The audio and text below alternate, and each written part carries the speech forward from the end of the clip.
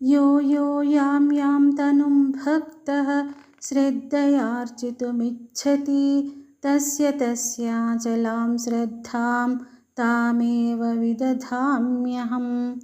సకామ భక్తుడు ఏ ఏ దేవతా స్వరూపములను భక్తి శ్రద్ధలతో పూజింప నిశ్చయించుకొనునో ఆ భక్తునకు ఆయా దేవతల యందే భక్తి శ్రద్ధలను స్థిరంగా ఉంచినట్లు చేయును. సతయా శ్రద్ధయా యుక్తః తస్యారాధనమీహతే లభతే చ తతః కామాన్ మయైవై విహితాన్ హితాన్. అట్టి సకామ భక్తుడు తగిన భక్తి శ్రద్ధలతో ఆ దేవతనే ఆరాధించును.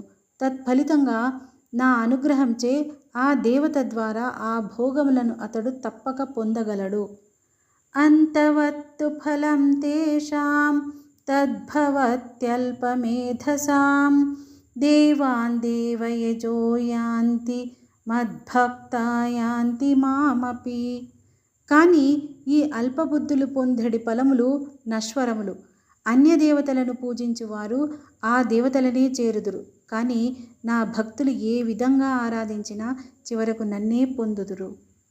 అవ్యక్తం వ్యక్తిమాపన్నం మన్యంతే మామ బుద్ధయః పరం భావమజానంతో మమావ్యయమనుత్తమం.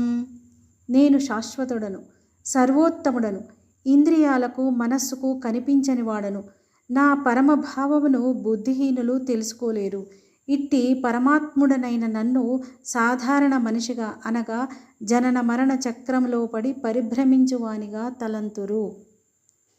నాహం ప్రకాశః సర్వస్య యోగమాయా సమావృతః మూఢోయం నాభిజానాతి లోకో మామజమవ్యయం.